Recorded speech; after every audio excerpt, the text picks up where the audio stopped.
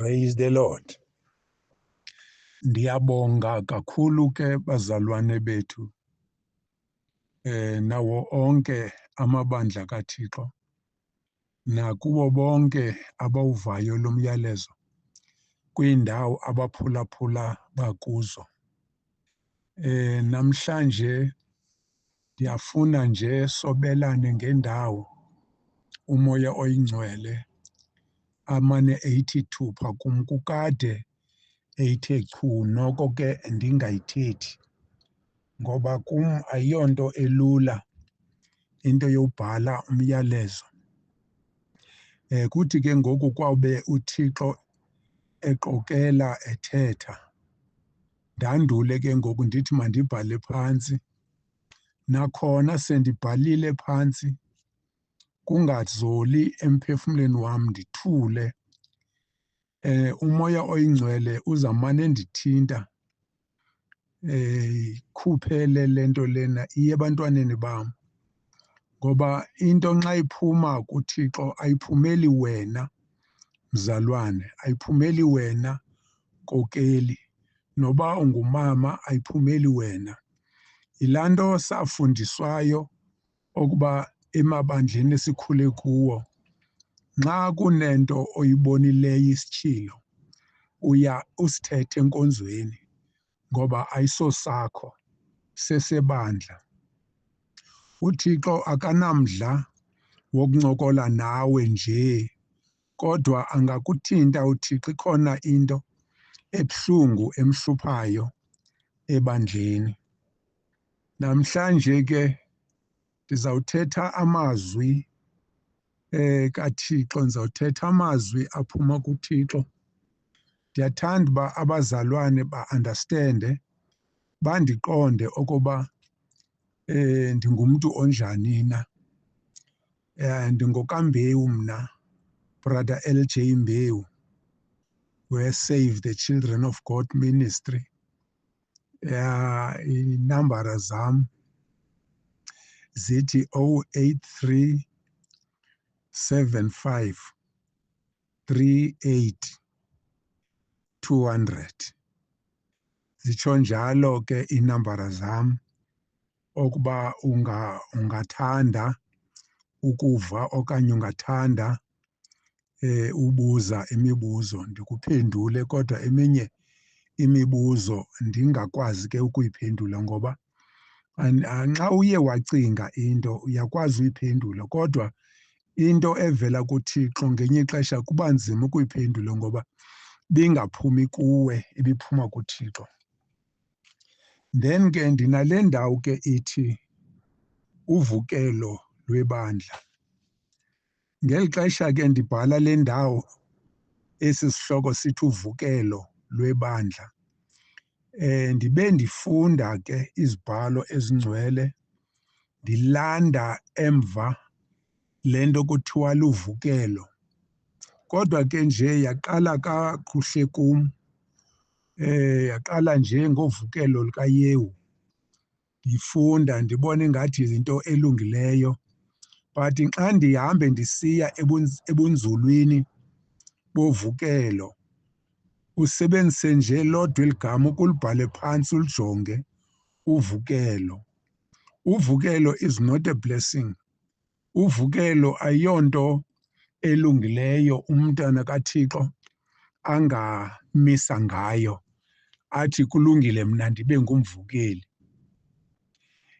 Le nto kuthiwa luvukelo yinto kakhulu ibisenzeka kwipolitiki bazalwane, yinto ibisenzeka kwipolitiki, kodwa namhlanje idlangile ebandleni likaThixo. Isebandleni likaThixo into yokuvukela. And ubuhlungu bento ke bazalwane, abazalwane abavukelanayo, bakhona abazalwane abavukelanayo, umzalwane avukele omnye umzalwane. Ukhona umfundisi ongangena apho adale uxolo, kodwa kuba kubi nxa abazalwane bevukela umfundisi. Akubi kuhle. Ngala mazwi athethwe nguEli koonyana bakhe, esithi hayini bonyana bam lento ayilunganga ndiyiva ngabantu bonke. Oonyana baka-Eli babesenza into embi, belala nabafazi abazenkonzweni emnyangweni wetente. Babebabi kakhulu kuThixo, wabakhalimela u-Eli ngoba wayiva le nto. And noba kukho umhlangano, uba kuphekwe loo nto iphekiweyo, oonyana baka-Eli abalindi ngoba kufuneka kuqala kuphume i-portion yababingeleli, kwandule ke ngoku abanye abantu bonke bafumane. Abafana bebefosta engekaphumi i-portion kambingeleli, bayithathe bona ngokwabo. Sitsho ukuthi ke kwaba buhlungu kakhulu ke ku-Eli kuyiva loo nto leyo, wabakhalimela. Wanelizwi ke ngoku alithethayo endiqonda ukuba libuhlungu, ilizwi elithi, ukuba ngaba nilwa nabantu ungavele umntu anqande, kodwa uba ngaba nilwa noThixo ngubani na oyawuhlangula. Nditshuthi ke abazalwane banaloo ngxaki injalo apha kule nkonzo ke ndithetha ngayo yovukelo. And ayiyonto evela kuThixo okuba vukela umfundisi, vukela ubani, ayonto engcwele leyo, yinkohlakalo. Ndizama ukuthi ke bazalwane, ndinaloo ndawo ke apha kum ke endilimazayo emoyeni. Le nto ayenzeki kwibandla elinye, yenzeka kuwo onke amabandla kaThixo. Ndike ndathinteka xa ndimamele ubhishophu uChiliza, naye wafumana ubuhlungu bovukelwa ngabazalwane, baliqhekeza ibandla lakhe. Uthi wathetha amazwi amabi kubo, kodwa kwakho indoda yasezulwini emthintayo. Ebala ke ukuthi nxa uye wahlubuka ebandleni, waphuma ebandleni, wavukelana nebandla, wavukelana naloo nkokheli, ubala ukuthi ke yena njengoba uphuma nje, uphuma ubhitha entliziyweni yakho, uphuma intliziyo yakho imbi, inobomvu, ingacuduswanga. Kanti ukuba ngaba ibilimele, inida ukucudiswa, inida ukunyangwa apha kokwayo.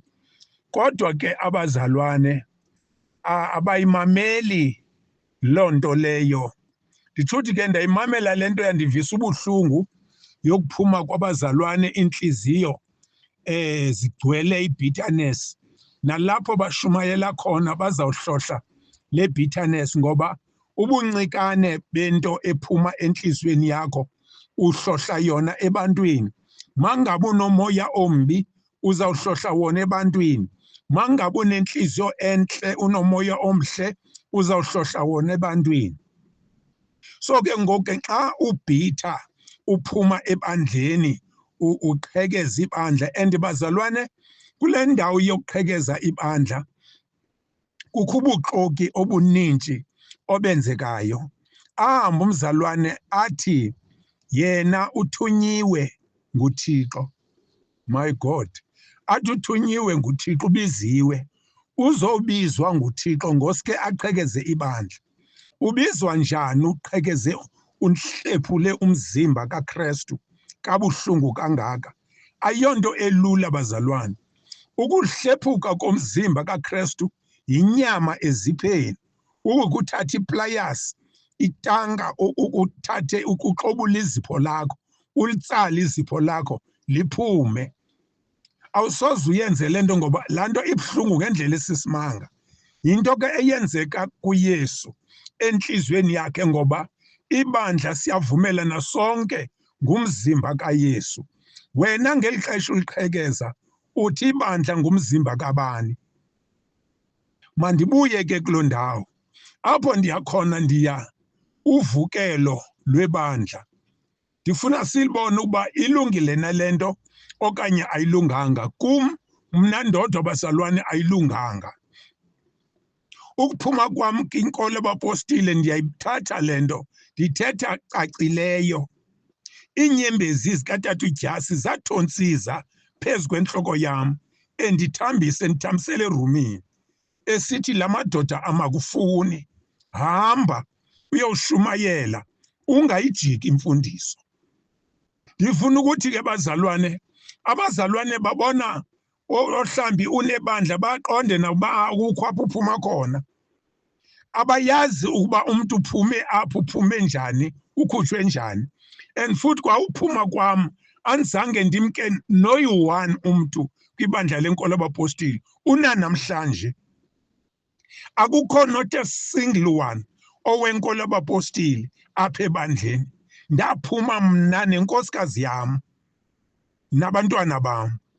So ke ngoku ndizama ukuthi ndifuna ke sijonge oluvukelo lubi kangaka bazalwane. Ithi ke ngoku xa ndiyibhala le nto apha, kulusizi ukubona abantu bevukelana okanye bevukela uThixo umdali. Very painful ukubona abantu bevukelana okanye bevukela uThixo umdali.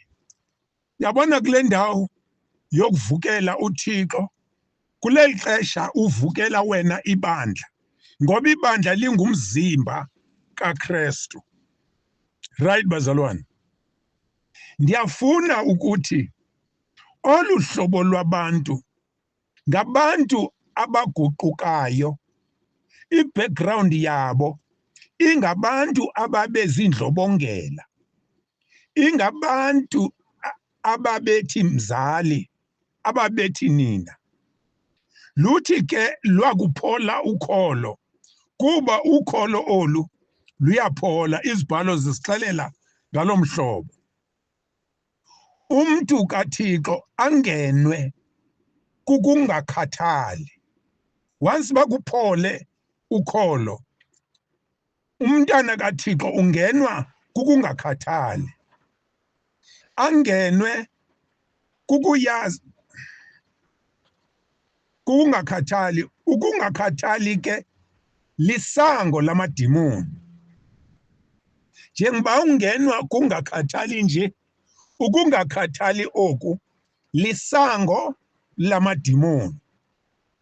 Yazi ke ukuba xa amadimoni angene emntwini kaThixo, wona asuka atshintshe indlela zonke. Izinto obuzazi uzoyika, zifane nento engekhoyo. Yiva izwi eHebhere chapter 3, Hebhere chapter 3 uverse number chapter 3 uverse number 12 to 13. Ithi, lumkani bazalwane, hleze kubekho kubani wenu inhliziyo engendawo, engakholwayo, enokumka kuThixo ophilileyo.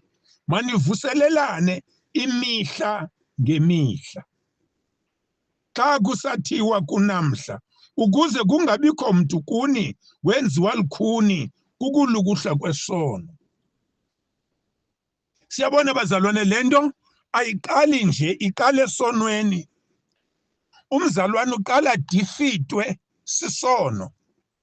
Sithi sakube isono simkhulelwe, azale into embi, azale uvukelo, avukele ibandla, avukelane nenkokheli. Le nto ke ngoku bazalwane, ndiyamthandaza uYesu asincede. Ithi ke ngoku le ndawo, xana ke umntu kaThixo selengenwe kuba nzima, nokuba ungamqanda uthi hayi, inkokheli yeli bandla ayifuni loo nto, uzova esithi akangoThixo. Umqanda kwinto enobungozi, umqanda kwinto enomenze, njengoba ithi manivuselelane imihla ngemihla ukuze kungabikho bani kuni wenziwa lukhuni inhliziyo. Njengoba iqale inhliziyo yakhe yenziwa lukhuni sisono, yaqhubeka inhliziyo yakhe ngoku selengene ngokamadimoni, yalukhuni wavukelana nenkokheli. Hayi, inkokheli yelibandla ayifuni lento, ithe ngoThixo. Sele elimele ke xa esitsho njalo. Nawe mlumkele, ithi ivesi kuTito, ncwadi kaTito chapter 3 verse number 9. Ndithi ke bazalwane, sele elimele. Once wathetha ngolo hlobo umzalwane, ulimele. Uthi verse number 9 apha kuTito chapter 3 verse number 9. Ke yona imibuzo yobudenge nemilibo yokuzalwa nenkani nokulwa ngawo umthetho zinxweme kuba azincedi lutho, asinto zanto. Umntu ongumahlukanisi akuba elulekwe kanye nakuba kukabini. Mmangale, usazi ukuba onjalo ugwenxeke kwaphela, uyona ezigwebile ngokwakhe. Right bazalwane, uyona ezigwebile ngokwakhe. Ingozi inye iqale esonweni, and then ke ngoku akabi nayo laa nhliziyo yokuhlambuluka, waphakama wangenwa impakamo akuba enze isono, waqonda uba andinakuhlambulula esono, asube ndiphinde ndiphile kamnandi kweli bandla uba ngaba ndingahlambulula esono. Akhethe ke ngoku uvukelwana, aqhekeze ibandla likaThixo ngenxeni yesono esikuye. Ithi ke ngoku ke le ncwadi sele gwenxeke umuntu onjalo, ugwenxekile. Esenza njalo wosinda ubahlangule nabanye. Xa umlumkela umzalwane onje, uzosinda ubasindise nabanye.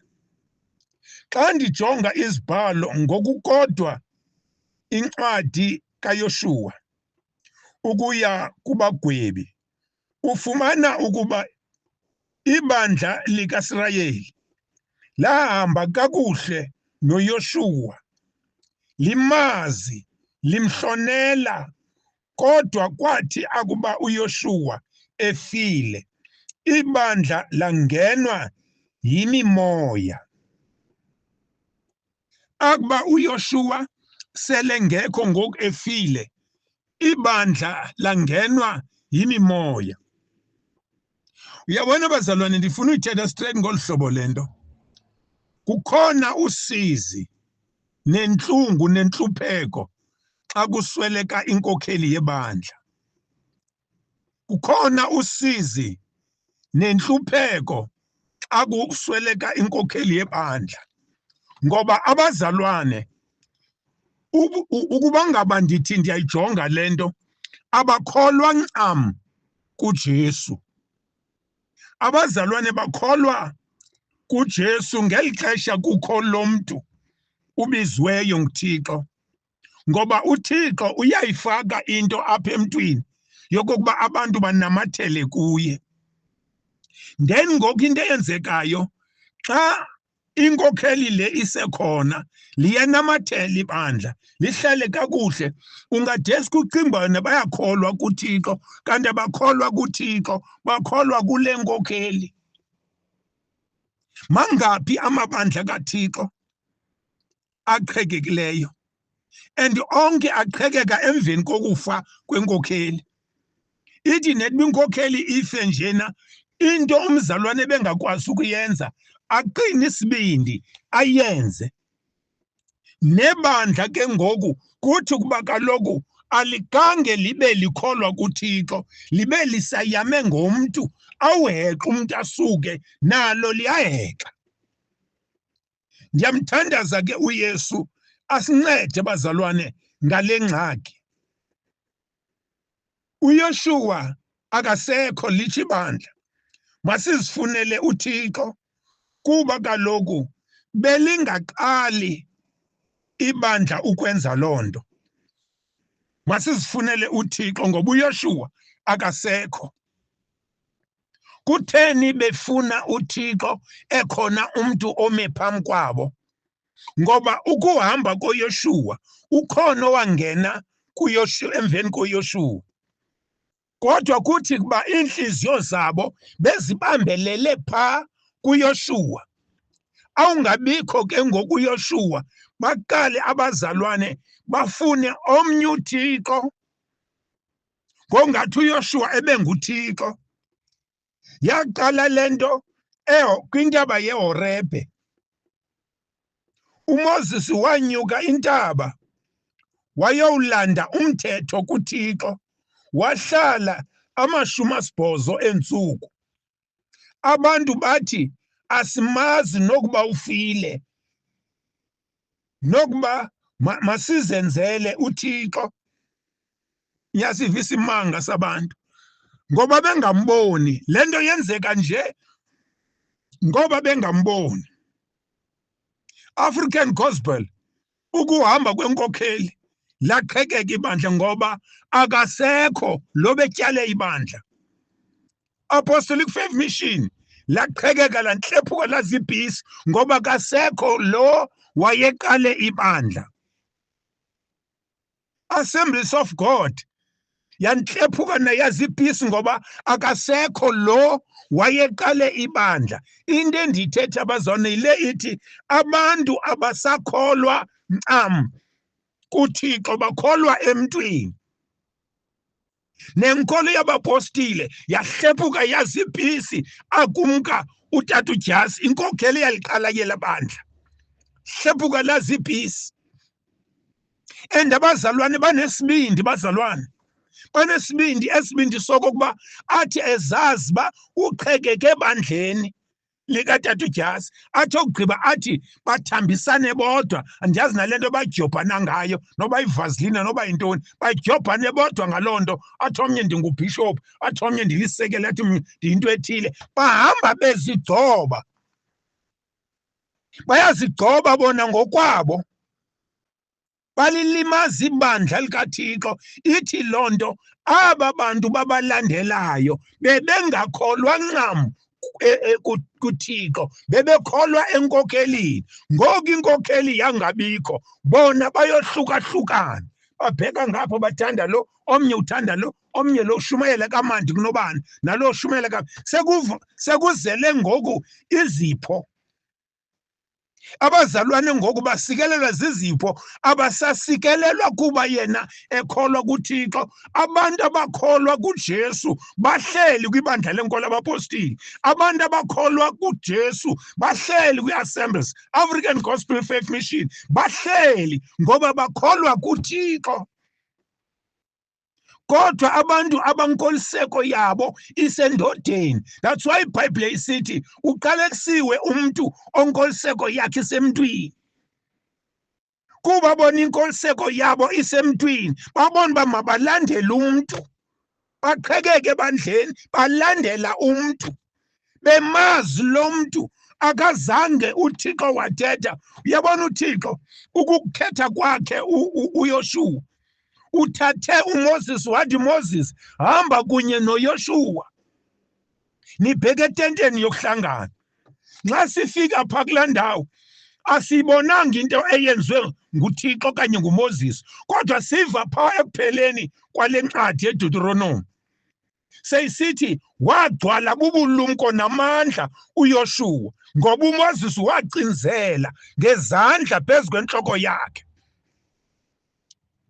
That's why ke ngoku ndibona ukuthi khona into uThixo wababizela yona.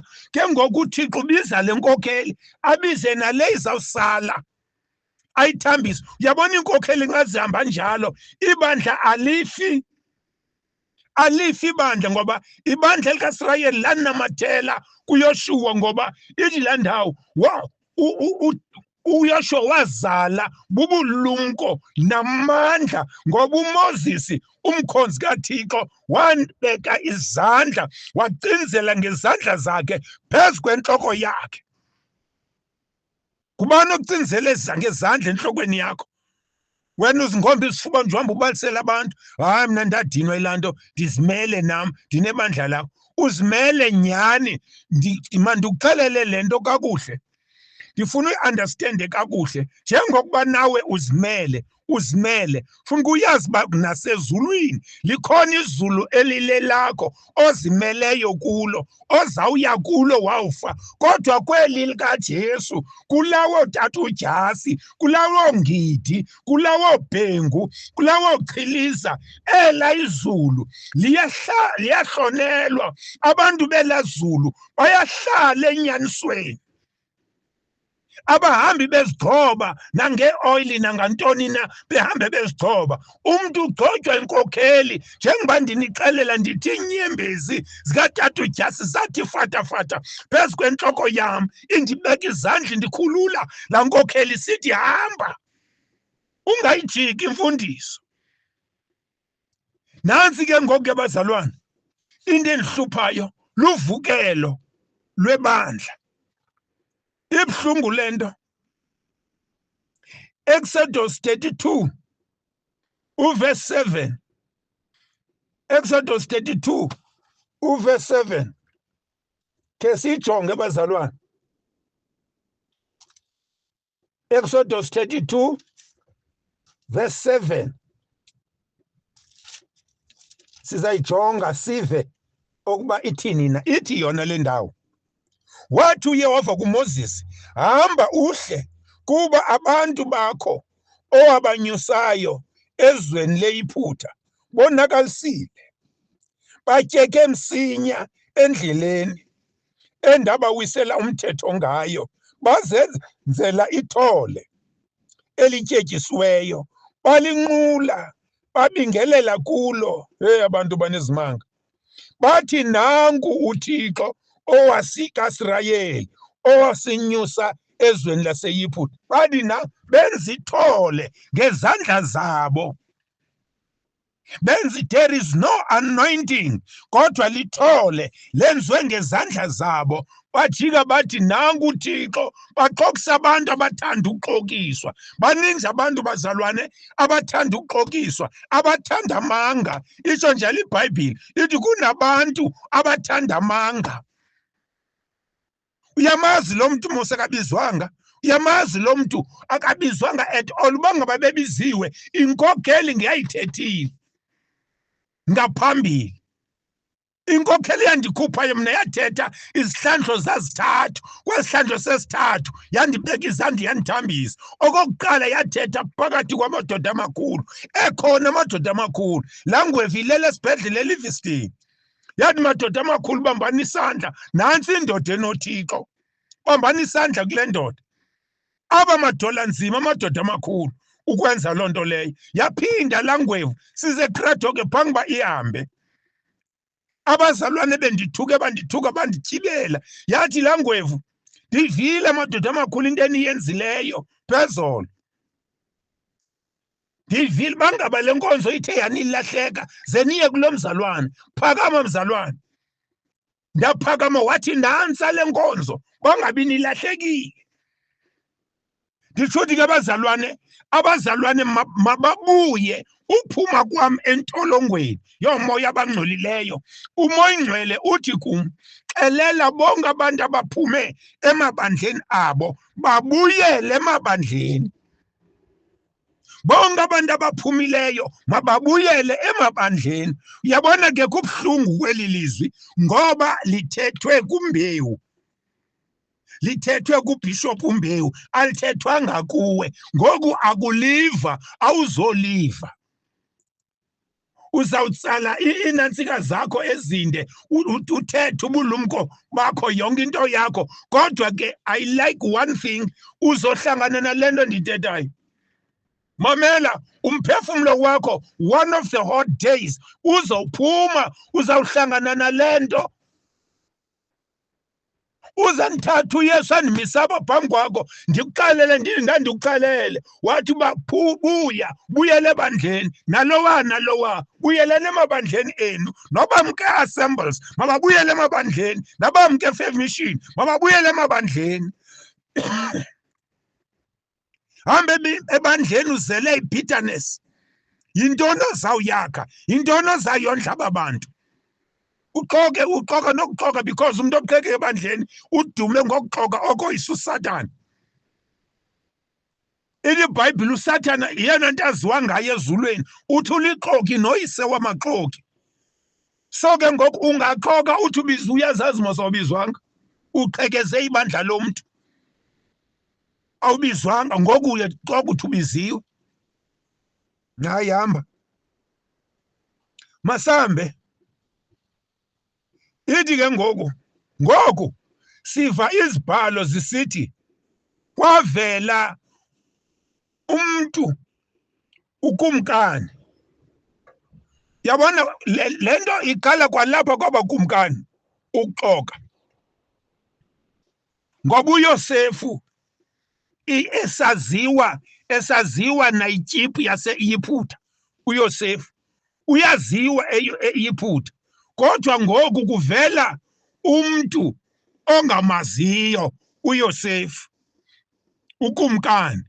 Ukumkani uthatha esandleni somnye ukumkani and akuthi nxa kufela kumkani amaphakathi mafe, amafa amaphakathi. Kutheni namaphakathi angakwazi uyixelela ukuba le ndoda le siyayazi thina le ndoda. Ithi ke ngokulaa ndawo Exodus kwavela omnye ukumkani wayengamazi uMoses. And yayazi loo nto bazalwane iyakwazi ukumazi umuntu ukungamazi nimazi. Amen. Hayi ke le ingena nzima kum kuba umthetho kaThixo uthi kwiGenesis 12 verse 24 to 28 laa ndawo ithi ze lo mthetho uxelele isizukulwane ngesizukulwane. Sivele phi ke ngoku isizukulwane esingamaziyo le nkokheli, esingamaziyo umuntu othile? Sivele phi ke ngoku? Kaloku uThixo uligcinile ilizwi awalithethayo kuYakobi esithi andiyikushiya, andiyikuyekela kude kwenzeke konke. Amen. Andiyikushiya, andiyikuyekela kude kwenzeke konke. Ndithi ke bazalwane, kaloku uMoses benohlaziyo lomqophiso. Yabona nxa kukho uhlaziyo lomqophiso kuleswa umthetho, kulandwa ihistory yebandla.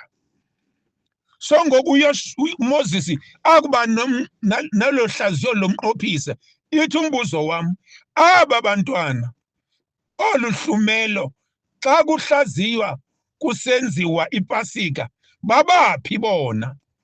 Bavalelwa phi? uYoshua 24 verse 29 naye ufumana loo ngxaki.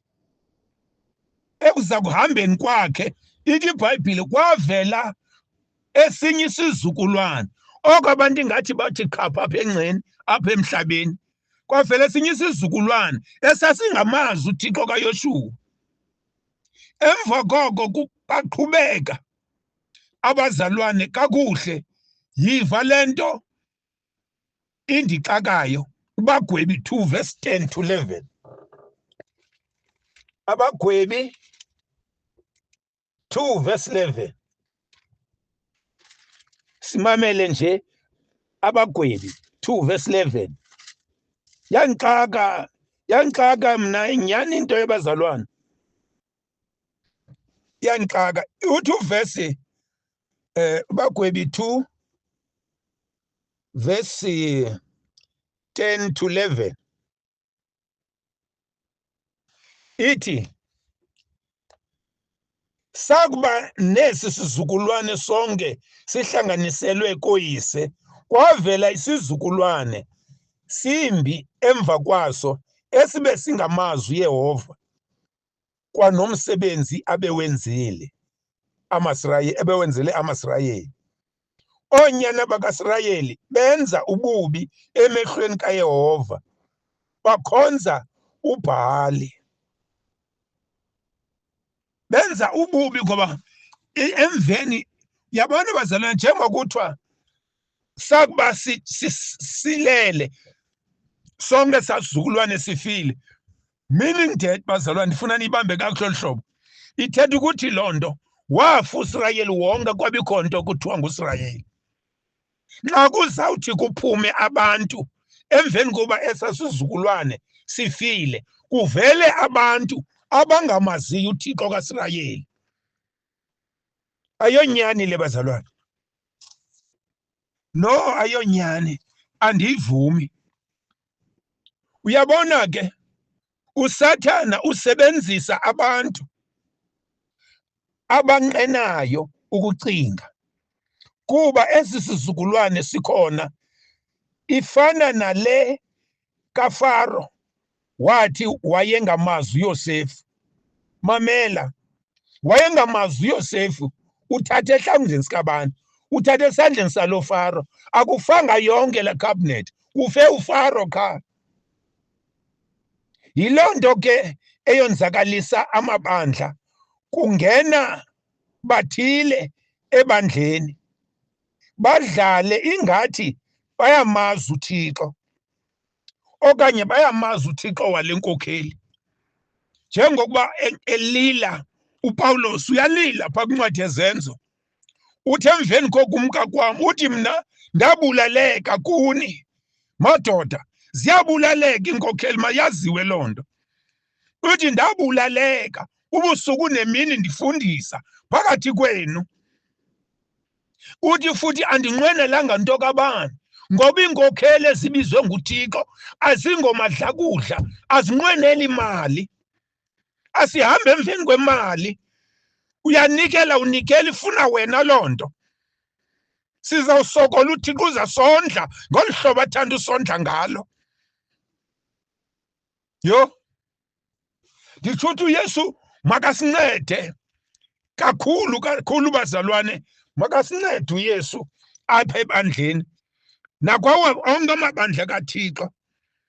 Asiphe umoya oyingcwele, umoya wobulumko, ngoba nxa eyalela phaa uyala abadala base-Efese. Emva kwam kuzawungena ingcuka, nangoku zithi zawufa iinkokheli, kungena iingcuka zingawucongi umhlambi. Alala amadoda amakhulu abizwe nguThixo. Yabona mna ndandikhona ukungcwatywa kwatata uJasi, kwenzeka into ebuhlungu, kubaliswa ngembali yakhe, indlela ahambe ngayo kabuhlungu laa tata, iinyembezi ziphethe. Kodwa emveni kwakhe kwazalisekela lizwi lithethwa nguPawulos ethi kuzawungena iingcuka ezingazowuconga umhlambi. Zangena nyhani iingcuka, zawusasaza umhlambi kaThixo. Yho, hawu Yesu asincede bazalwane. Ndiyathandaza ke entliziyweni yam, ndinalo mazwi endiwathethayo, endicela uYesu andenzele inceba egameni likaJesu Kristu waseNazarete. Wonke umntwana kaThixo oyivayo lo myalezo apakishe into zakhe, abuyele ebandleni lakhe.